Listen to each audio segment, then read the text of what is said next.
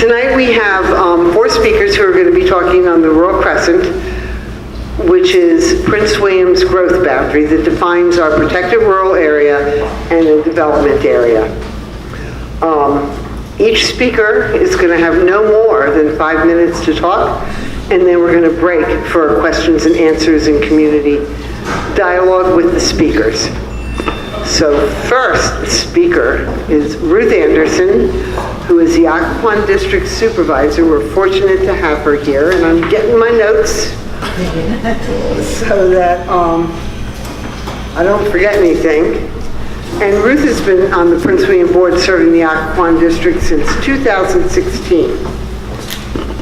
Since then, she's initiated action for 3 parks in the Occoquan District and is working towards making the 50-plus acre parkland owned by the Service Authority now, that land and into a passive use park, I think, for us all.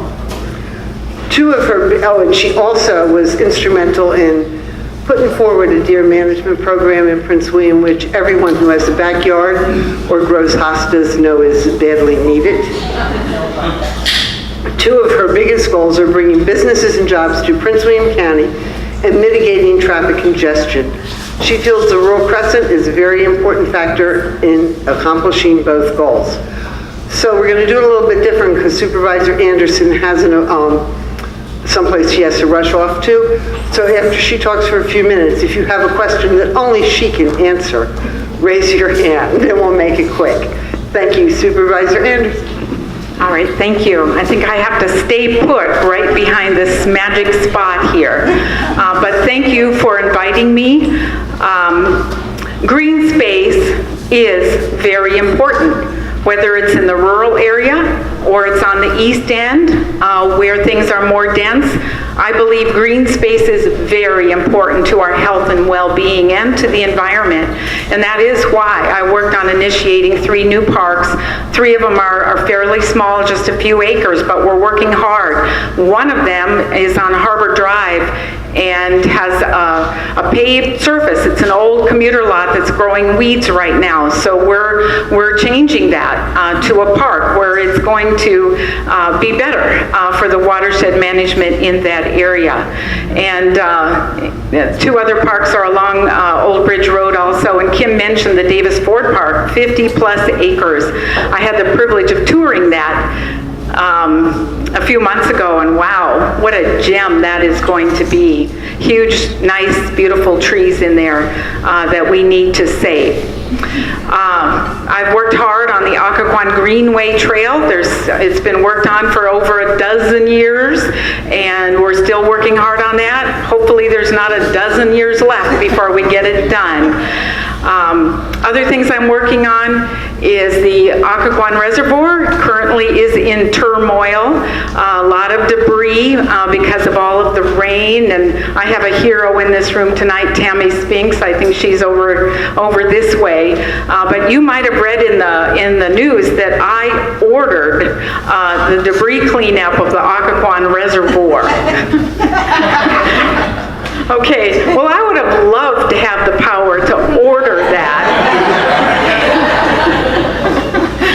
That wasn't my word, but I certainly did initiate a working group, and our first meeting is tomorrow. But as it happens, Fairfax Water was already in the throes of knowing it was a very bad debris field. And in fact, a contract has been signed, and we might see work on that debris field as early as tomorrow. So I care about the environment, and I could name a few other things that we're working on in the Occoquan district. But we're here tonight to talk about the Rural Crescent. Very important to economic development, one of my biggest goals. One little detail, and I'm sure there's an expert in this room that knows the answer, but I'm still searching for the answer. The land use value assessment. I'm thinking that if we really care about agritourism, perhaps we could shorten that 5-year build-up to people for that plan that was suggested in the Rural Preservation Study and by others. I want to to learn more about that, and I talked at VACO, the Virginia Association of Counties, about it just this past week, and I need to know if we need General Assembly enablement in order to do that, and of course I would need agreement by my colleagues on the Board of Supervisors, but I think that's something we could look into. And then PDRs and TDRs, we all throw around those acronyms. We're all learning a lot about them.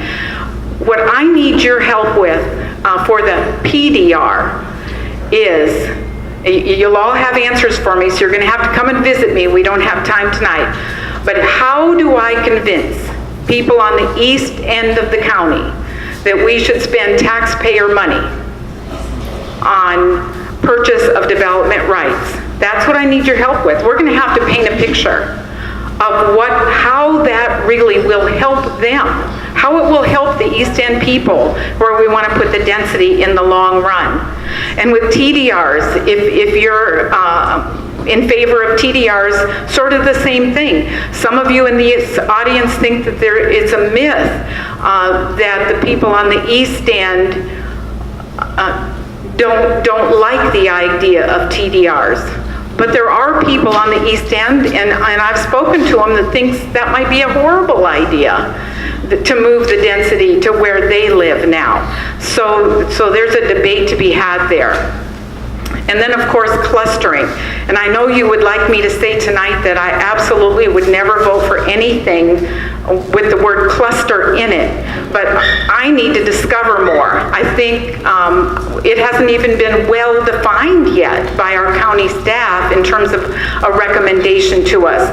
So I have more learning to do when it has to do with cluster development. I know that there are certain areas, even in Virginia, that brag about some of their cluster developments and how good they are. So I have more learning to do there. But I also know that I think Kim calls it the nose under the tent or something once we, yeah. Okay, so once we cluster a little bit, then there's a problem with the next adjacent land. And I voted on one land use issue out in the Brentsville area. My vote was very much to protect, not putting public sewer for that particular development. And I also care very much about the Old Bridge Road corridor and the Prince William Parkway and Davis Ford Road corridors. I care a lot about those, and I look intensely at how some of those developments can affect traffic. So, but my last thought before I have to go tonight is the people are coming. We've got people coming to Prince William County. Now, during my campaign in 2015, and since then, I've had people tell me, we want you to never vote for one more house in Prince William County. Never vote for one more house. Not a development, not one more house. They wanted me to sign on the dotted line that I wouldn't do that. That's not what I believe smart growth is. And I don't think anybody in here wants to build a wall around Prince William County. So we must plan. They say that there's 1 million more people coming to the metropolitan Washington area. That includes Maryland, DC, and us, of course, in Northern Virginia. So if we need to prepare, what are we going to do? And I believe that the Board of Supervisors, we really need to agree on where those high-dense areas are. Some of it is already agreed upon, but we must agree on where those areas are.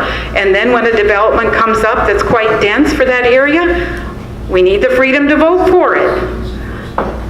Because that then is where we can plan for public transit. I'm chair of PRTC right now, OmniRide. Our struggle with having better service is that we are trying to provide service to areas that have very little density, and it's not cost efficient. So I understand that argument that we must have the dense areas where we can have public transit and all the amenities, and we must plan the infrastructure to support all of that. So that's where I'm at. I understand there's a huge, there's a huge debate that we're going to have a huge debate on this, because there's people on both sides of this issue. The Farm Viewer and others, they simply say that anybody that owns a few acres out there in the Rural Crescent has the right to sell and develop any way they want. So there's that side of the aisle, and then most of you in this room, I believe, are on the side that we need to save it just the way it's defined at the moment. So we're going to have a huge debate. I look forward to it. I have my business cards with me. I would love for you to come to my office and debate this with me, because I love to debate these issues until I'm blue in the face, so that I totally understand what I'm voting on. I appreciate the time. Thank you. Thank you for coming. Next up, we have Dr. Jack Kooyoomjian, and we're going to take the pressure off of everybody wondering what these are. They're from Jack. Jack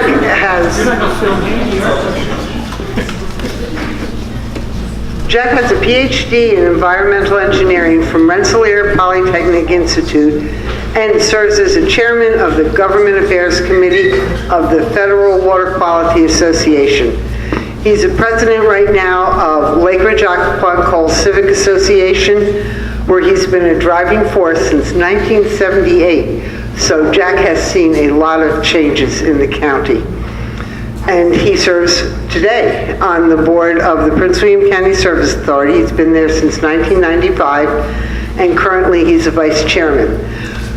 Thank you for being here, Jack, and and can share a different view of the rural area. Thank you. Thank you. When I was trying to think about when Kim asked me to speak, I thought, well, I'm going to speak from a civic association perspective, principally. But I have a colleague he's a fellow gym rat. I go to the Colts gym right here in Dillingham Square.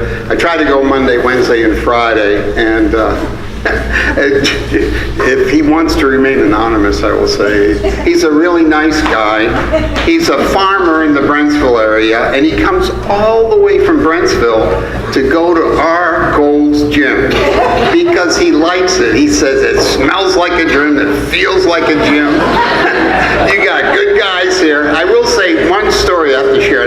Ruth challenged me to keep this to 5 minutes, but this fellow, he's a retired Marine colonel, and he knows a lot of people. So here I am in the gym one day, walk in, and with my gym bag, and there's the fellow anonymous guy standing in the middle of the floor, and there's this tall, distinguished gentleman. To me, he looked obviously military. He said, "Hey, Jack, come on over here. I want to introduce you." So I went over there, and who was it? It was General Kelly. And so he introduced me to General Kelly because his wife they live in Lake Ridge, and they had family membership to the gym. So he was there. This is before he became Homeland Security person, and now he's managing protocol at the White House and crowd behavior at the White House. But the thing is, and then he introduced me as an Armenian terrorist to him. I'm Armenian background. Okay, so I'm going to wrap it up now. But I asked this gentleman, what's important about the Rural Crescent to you? And he came up with a 3-word answer to that. And that's the first acronym. I limited myself to 10 acronyms to try to limit my time. So we are unique, W-A-U, to this gentleman who's a farmer in Brentsville. He felt that the Crescent is unique. And if you don't keep that uniqueness, what do you have? You need to retain that uniqueness. And I thought, this is really important. A 3-word answer from a fellow in the military who's got a sterling career in the military. And then also the 35/35. He said, I've been there 35 years, and there were 35 dairy farmers in my neighborhood. There aren't 35 dairy farmers there now. And I am concerned about that. He used to take his kids to go to the dairy farms to do milking of the cows and learn about the agricultural rural way of life, which he appreciated. And then the other thing is the 20, I kind of added that because we had some discussions about, well, we started this experiment 20 years ago, and we're still in the middle of this experiment. And we need to assert ourselves in terms of what is important to the community. What are our values? What is important to us? Why is this unique? Why is it so important to your lifestyle? This is really important that we remember we started this experiment 20 years ago, and we're in the middle of it. We're in the middle of, it's only 2 decades, but we're in the middle of this, and we need to see it through for that vision that we all had back then. There are a lot of forces that pushes and pulls and tugs on that land use for all kinds of reasons, but you have to remember this is an experiment we started and we're in the middle of it. We're not at the end, we're in the middle, and we need to express ourselves quite clearly to the decision makers, and those are the voters that vote on the land use issues, and those are the 8 people that are on the Board of County Supervisors. So you need to kind of hone your skills to be able to communicate well to them.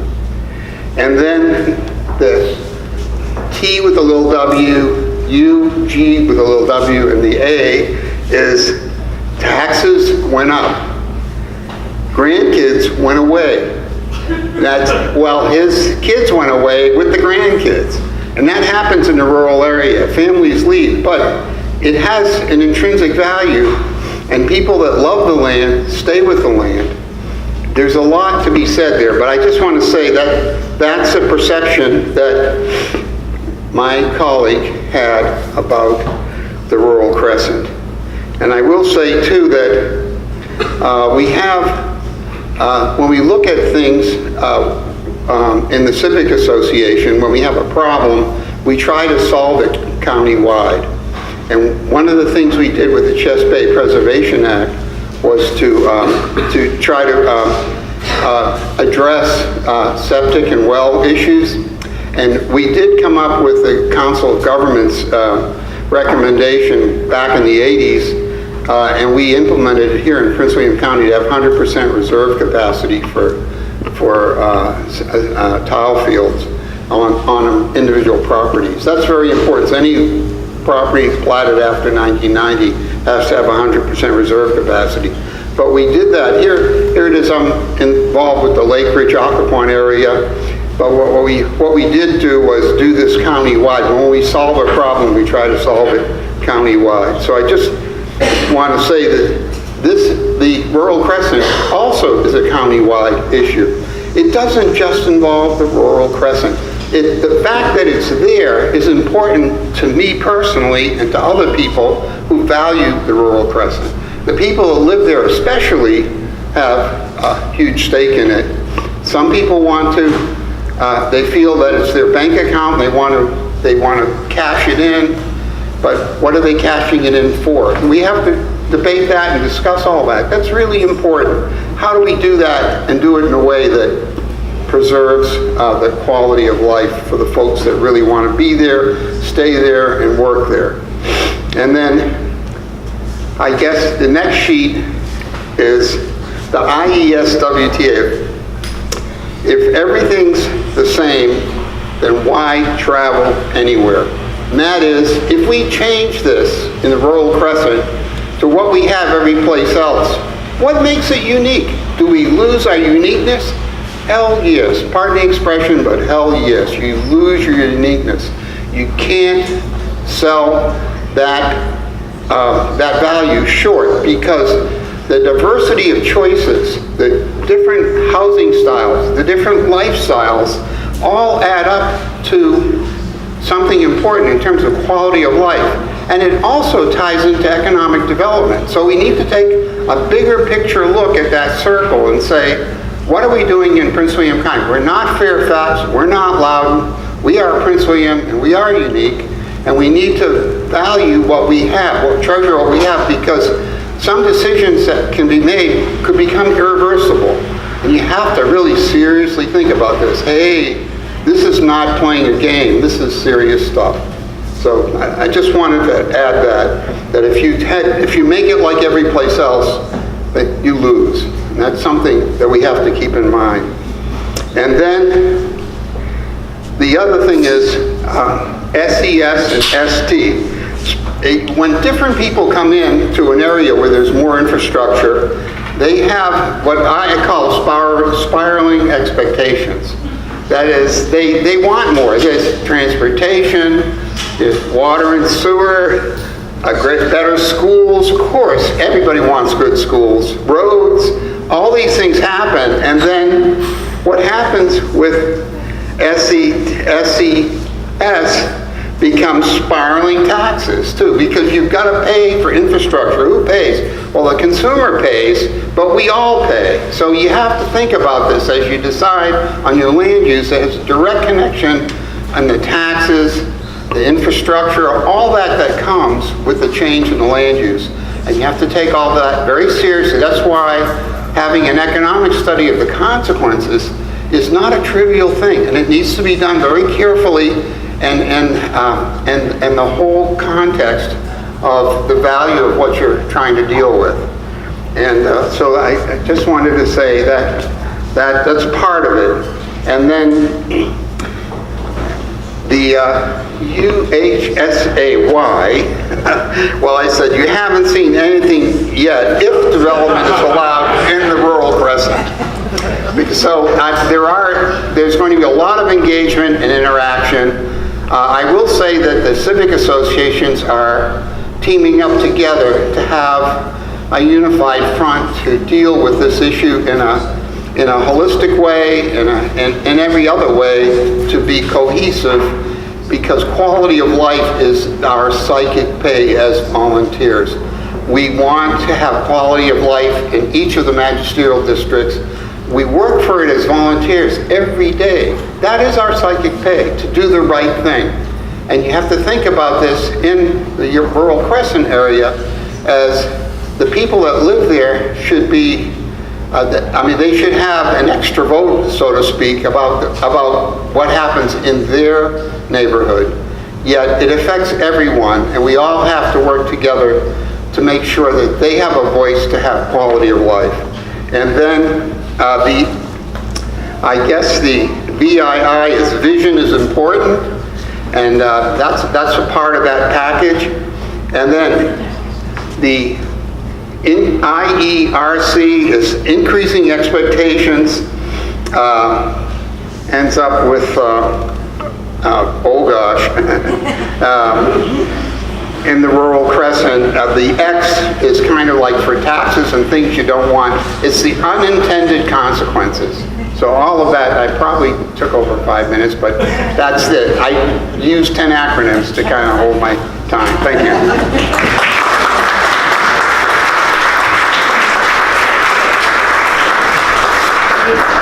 Thank you, Jack, and you'll be back up with questions and answers, and we are honored to have Supervisor Pete Candalyn here with us today.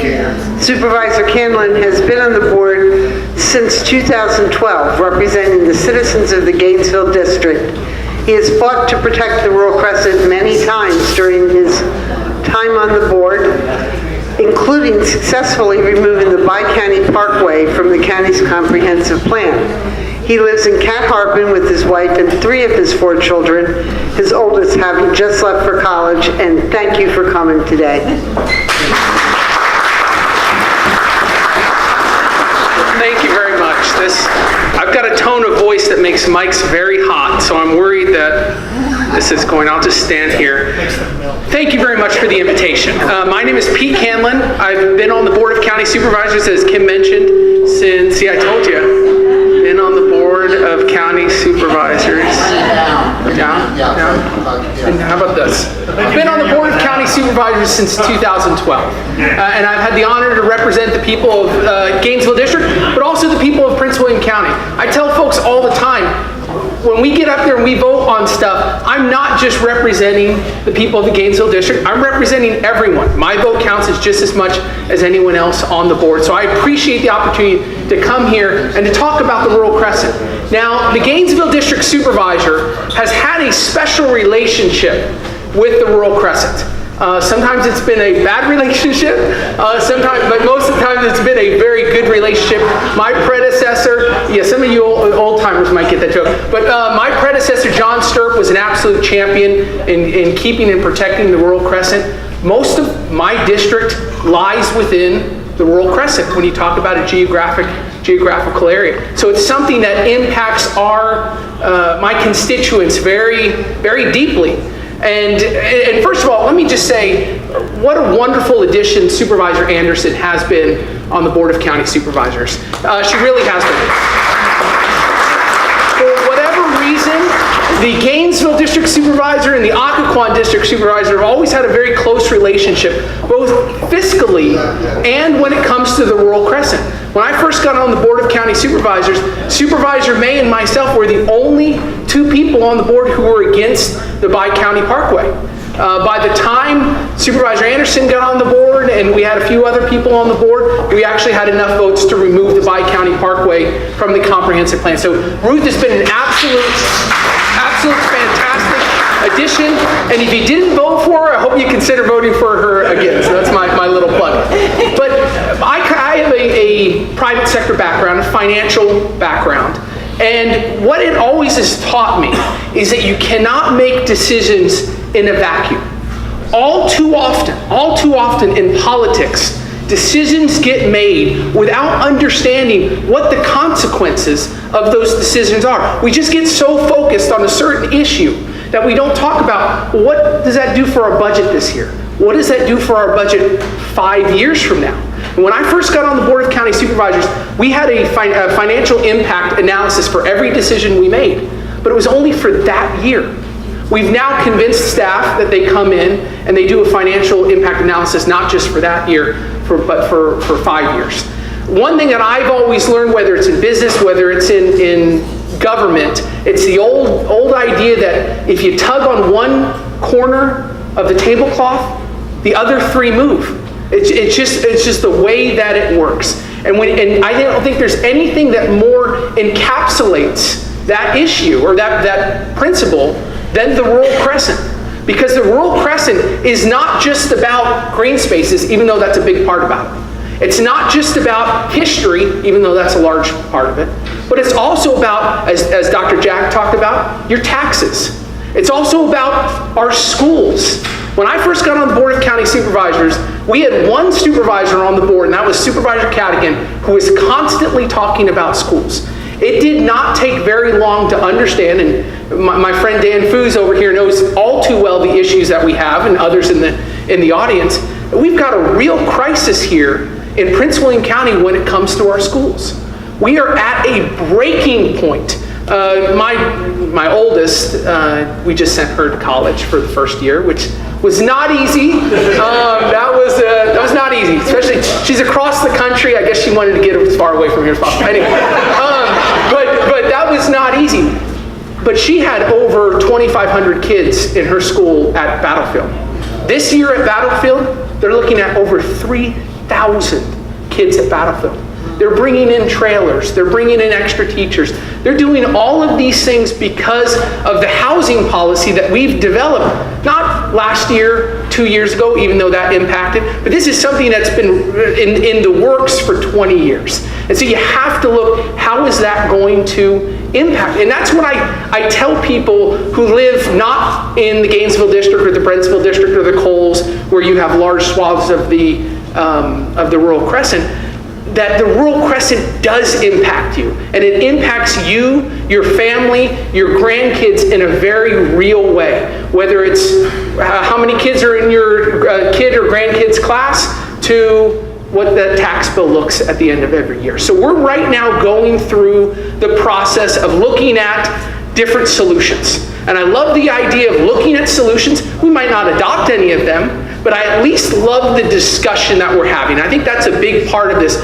One of the things that it's almost like nails on a chalkboard is when I hear why are we doing something? And I hear the answer, well, that's the way we've always done it. That's not an answer. That's not an answer.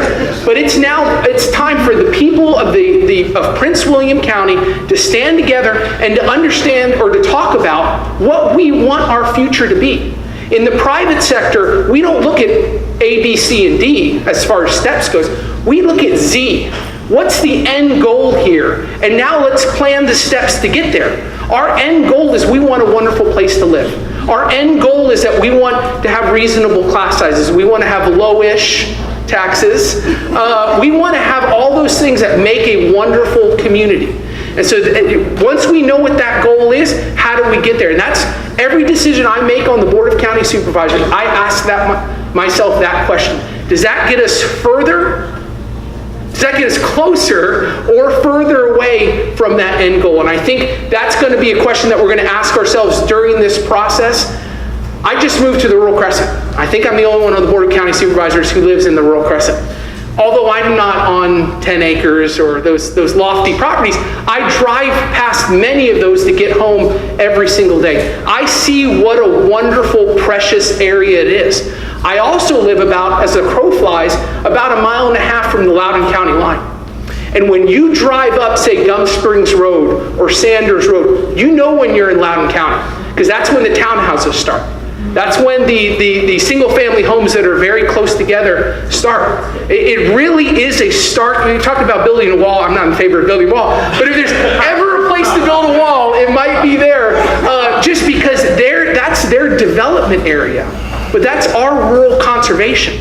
And so that was one of the reasons why I felt so strongly of removing the Bi-County Parkway, because the Bi-County Parkway, in my opinion, was aimed at fostering more development in Loudoun County and eventually in Prince William County. So listen, as Supervisor Anderson said, I love the discussion, I love the debate. Hitch up the wagon and come on out to Gainesville District if you ever have some time. We'd love to show you around, love to talk to you, get your ideas on how we can continue to make Prince William County a wonderful place to live. Thank you so much, everyone. Really appreciate it.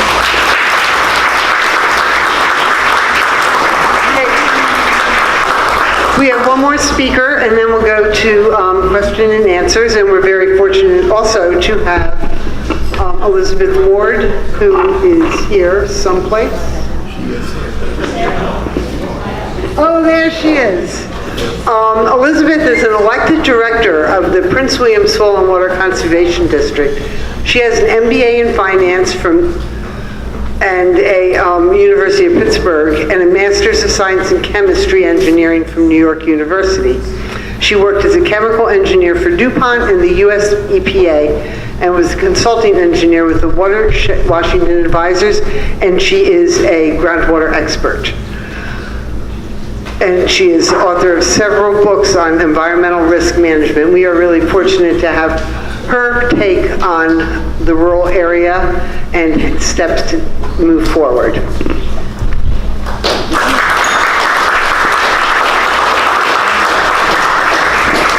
So in case it wasn't entirely clear, I'm all about water. I wanted to tell you about what your conservation districts have been doing for you and how it applies to this situation. In its last session, the Virginia legislature passed SB 211, and the governor signed it. It is now law. This bill was part of the legislative agenda for the state's soil and water conservation districts, all 47 of them. And it originated here in Prince William and was carried by Richard Stewart, who represents part of Prince William for us. This law amends the enabling legislation for the comprehensive plan to require that counties plan for both surface water and groundwater availability, quality, and sustainability in preparation of their comprehensive plans. It is a necessary step to make sure all Virginians have water. The Virginia Conservation Districts put forward this legislation because water resources can only be managed on a local level. There are already problems with availability, quality, and sustainability of groundwater in Fauquier County. Marshall has inadequate water. Loudoun County, quality issues have plagued the groundwater wells in those highly dense development areas and in the coastal plain where the sole source aquifer is being depleted. So this is happening. In addition, NASA now can measure depletion of groundwater from space and depletion of water resources from space. And they tell us in their last 10-year observation of groundwater resources in the United States that all of Virginia aquifers are under stress. That means they're being depleted faster than they're recharging. We have a problem, and we need to be mindful of that. We can manage our water resources if we are careful. Prince William County is dependent on its groundwater and water from the Potomac and the Occoquan reservoirs. Groundwater supplies not only the private wells in the Rural Crescent, my home is included in that, but also the public supply water for the Bull Run and Evergreen supply areas. The rest of Prince William County is supplied by Fairfax Water from the Occoquan and from Lake Manassas, where they buy water from them. Long ago, groundwater wells supplied public water in Prince William County. We contaminated them. We had to abandon them because they could no longer be used, and turn around and negotiate a deal with Fairfax Water. We bought a section of their supply, their treatment. As we increase demand, we have to pay for that. We destroyed our own primary source of water. Think about that. Our communities are dependent of water. The groundwater supplies the base flow to the rivers. But without water resources, what have we got? And planning for growth without planning for adequate water is no plan at all. So, while state law now requires that the county's comprehensive plan address water availability, quality, and sustainability, as well as transportation needs directly, as a practical matter, as it has been pointed out by Pete,